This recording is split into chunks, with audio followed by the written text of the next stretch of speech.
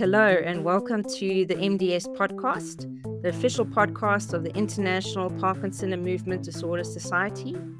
I'm Nicole Duff, a physiotherapist at the Wits Donald Gordon Medical Centre in Johannesburg, South Africa. And I am very pleased to be here with Dr. Amanda Currie from Vanderbilt University in Nashville. And today we're going to be discussing her journal article, The Role of a Social Worker in Deep Brain Stimulation, Preoperative Evaluation.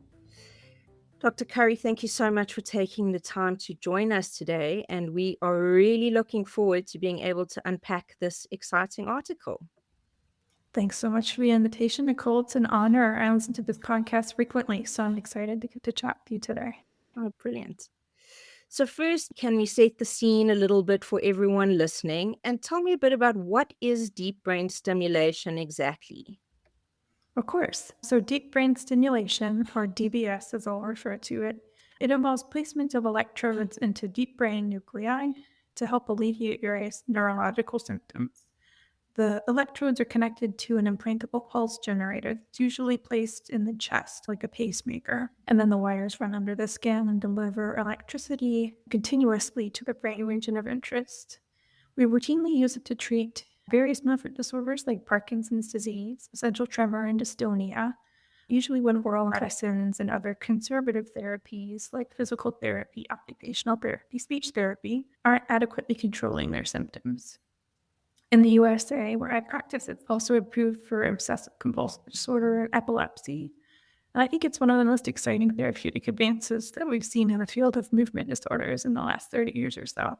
And we get to learn more about it every day, and that's some of what I love about it. As you're talking, I can hear you're passionate about it. I can see that you're really excited about this field, and thank you for sharing that. It's a really comprehensive explanation. Sure. So are there any people that can't have DBS? Yes, patient selection is an important consideration for this therapy. At the end of the day, it is an invasive brain surgery, so people need to be healthy enough from a general medical perspective to undergo the procedure.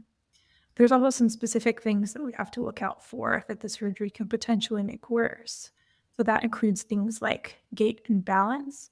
So it's important that these domains aren't too impaired for people before they undergo the surgery. Cognition is another important consideration. So the procedure can cause declines in certain cognitive domains. So it's important that people undergoing this procedure have some cognitive reserve to fall back upon. People with the therapy also need to be able to use their patient programmer, charge the device in some cases. So you can imagine how challenging this could be for somebody with advanced dementia.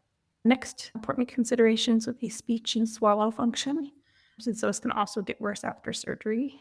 At some centers more than others, age can be a consideration. Children who are too young, with heads that are going to grow, can affect the placement of the leads. And then on the other extreme of age, when we think about people getting into the 80 and plus range, that's just something to take into consideration and not a hard cutoff. The goal for this screening is really just to ensure that we're maximizing the benefits and the risk-benefit ratio. If somebody's found to be on the borderline in these domains, we'll usually just have an honest conversation with them about what symptoms we think we could help. And it's good for things like tremors, stiffness, slowness, abnormal postures if we're using it for dystonia.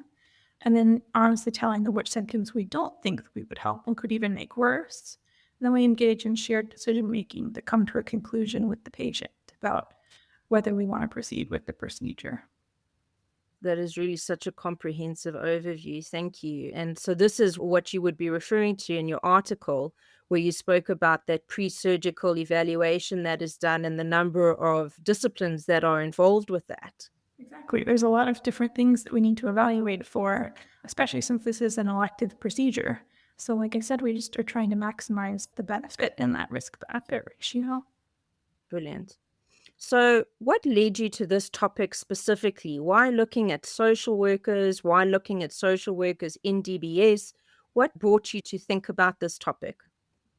Yeah, I did this project during my fellowship with my two co-fellows, Drs. Burke and Martinez Nunez at the University of Florida. And the idea came from one of our mentoring meetings with one of our mentors, Dr. Oken. We were talking about how we think our social worker improves patients' experiences and outcomes in the DBS process. Yet, in our discussions with other institutions, we'd gathered that most other teams don't include social workers routinely in the DBS pre-surgical evaluation process.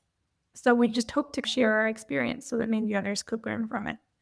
And the idea really resonated with me because my dad was a social worker and one of my good friends was also a social worker.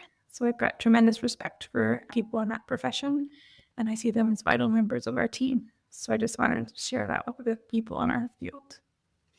I think it's fantastic. And I think that often working with different professions and encountering them on a personal level, often people can be involved in different situations. And often that personal encounter can lead to ideas where research can then help to show in an evidence based way what you've seen clinically. So I think that your relationships with these individuals has led to some really great research here that you've been able to publish. So I say thank you to your colleagues. It's wonderful.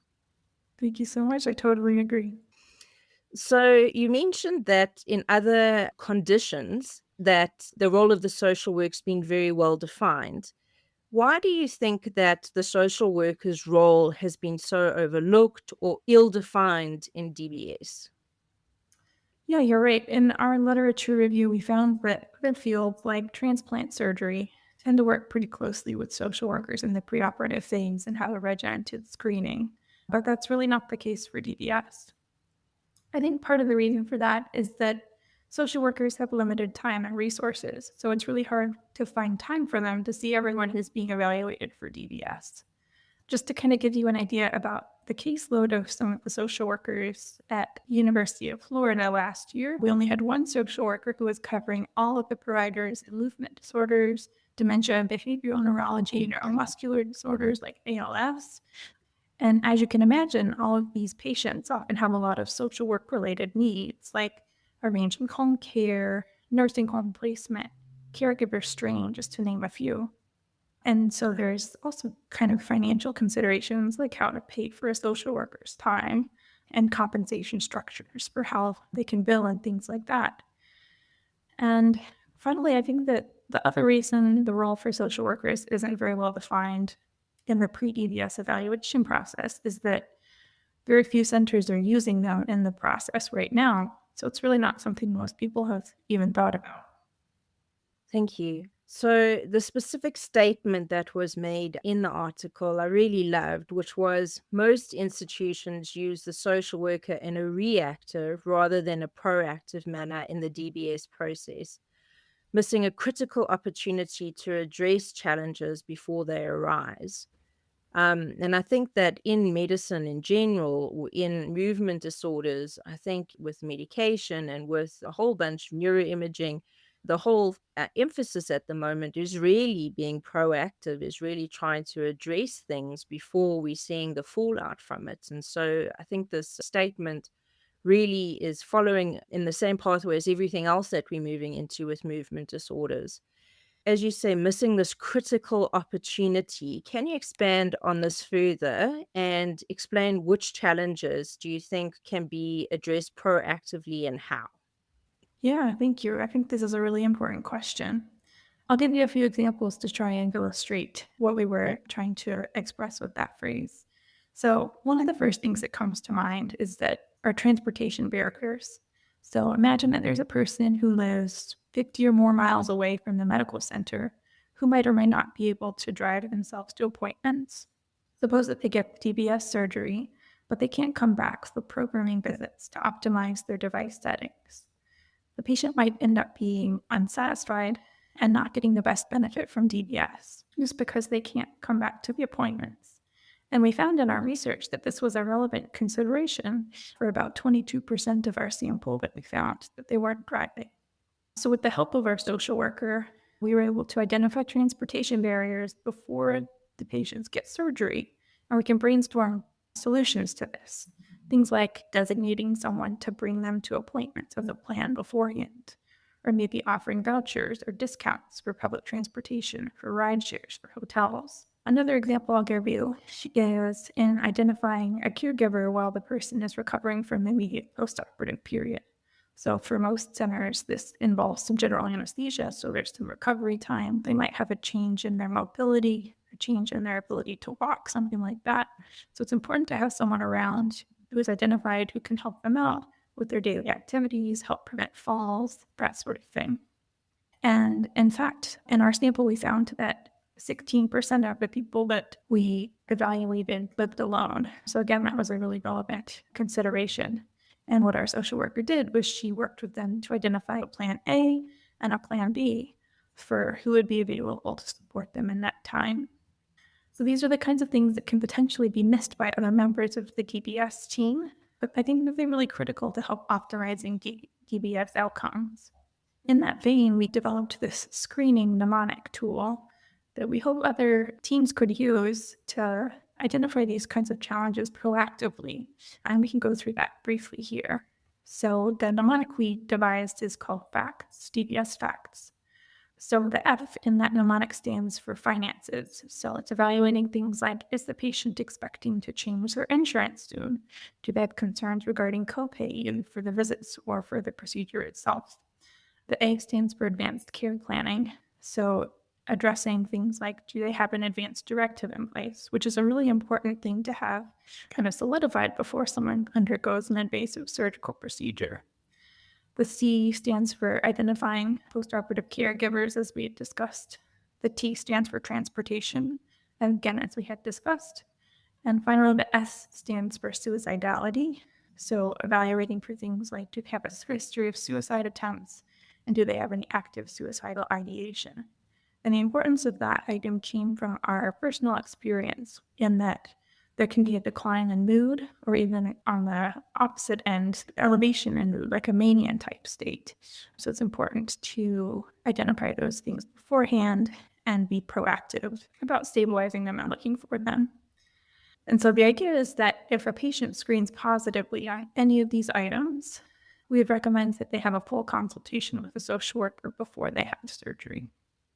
Brilliant. I think when you read through and see how you've summarized the social worker's role eloquently, and as you say, if they mark positive for any of those, they meet with a social worker. But truthfully, when I read your article, I thought everyone that ever sees anyone for DBS needs a social worker. They just seem so critical. And Yeah. then you also mentioned that the resources are so low. And so I think being able to take those two aspects, the critical need for them, but the low resources, the way that you could combine them and form this acronym is fantastic. However, do you think that there might be a role for a social worker almost like in a case management fashion where they oversee the whole running of a patient's case from A to B, from the start all the way to the finish? Sure. Yeah, that's a great point. Like you highlighted, there's many roles that we mentioned in our article that could potentially be filled by a case manager, especially with regard to connecting people to resources, brainstorming plans to optimize postoperative success, some of the things that we reviewed earlier. And I'll admit that I'm not completely familiar with the training for each of these two specialists, but my impression is that social workers will often have more experience with conducting biopsychosocial assessments, so holistic assessment, that assessment piece. And I know social workers also have a little bit of training on counseling and like brief interventional services. So if, say, the evaluation uncovered some active suicidal ideation or some maladaptive coping strategies or something like that, a great benefit of a social worker would be that they could potentially implement a short counseling intervention for that then and there. But I think that a case manager could also have a really large impact and meaningful impact in the care of these people. So, what other clinical implications do you think could possibly arise from this article? There's a few that come to mind. We recently had a very thoughtful letter to the editor that came from Mulders and colleagues in the Netherlands. And they highlighted the importance of the social worker in kind of managing expectations for the procedure. And based upon this, they proposed a very thoughtful and I think appropriate addition to our mnemonic. So they recommended changing it to X facts, with the X standing for expectation management. And I totally agree with them. I think that's a great addition. So I think that's one clinical implication that really comes from this article and the work that it has sparked moving forward. We also had talked earlier about how the roles for social workers in this evaluation really hasn't been very well defined. So in one of the tables in the article, we clearly listed the roles that we envision for a social worker in this team, or at least that they take at the University of Florida, in hopes that other centers could potentially use this as a model for their own DBS programs as well. Absolutely. So you mentioned that because it was a retrospective study, you weren't able to show how the addition of a social worker would have possibly changed the outcome post DBS. Do you think this could be a potential study going forward? Absolutely. Yeah, I think that there's several different directions that this could go into. I do think that having a control group would be one of the best next steps for this, just so that we could have a control group to see kind of everyone who sees the social worker in one group compared to no one seeing the social worker or only seeing the social worker as people currently see it retroactively. And then if we're going into groups like that, we could even include a third group that is randomized to use this screening tool and only has its social worker used on an as needed or when they screen positively on our sample. And then I think another important part would be prospectively collecting outcomes like patient satisfaction, caregiver satisfaction, clinical outcomes. And that would be a really nice prospective way to evaluate all of these different roles and things we're talking about. It all sounds so exciting, highlighting again different professionals' roles within this very exciting surgery that's being done to assist our patients.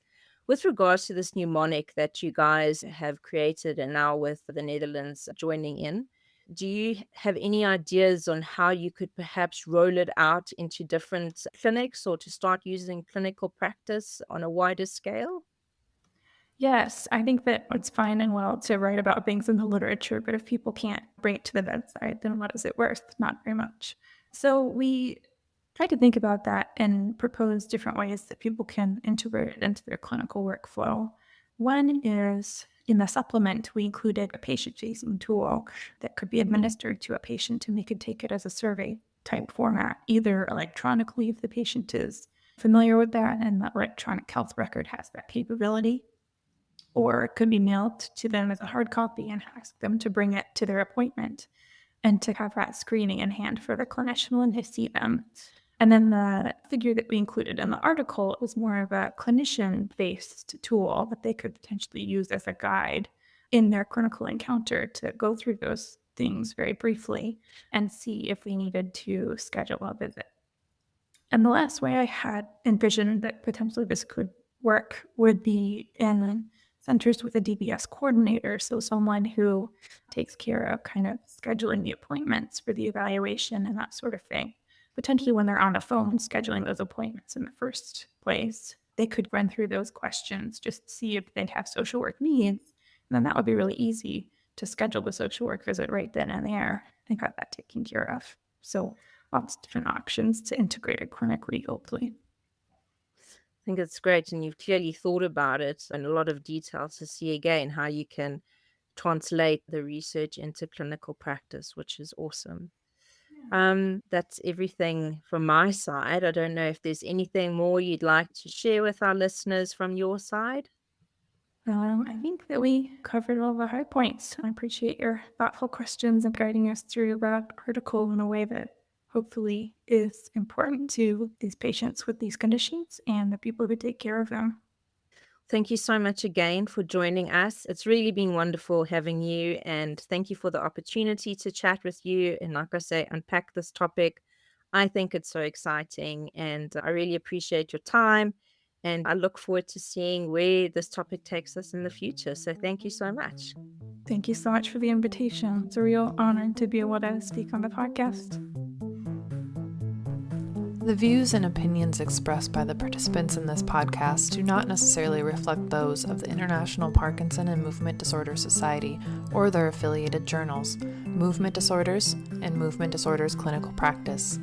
Any disclosures of the participants can be found within the episode description located on the MDS website.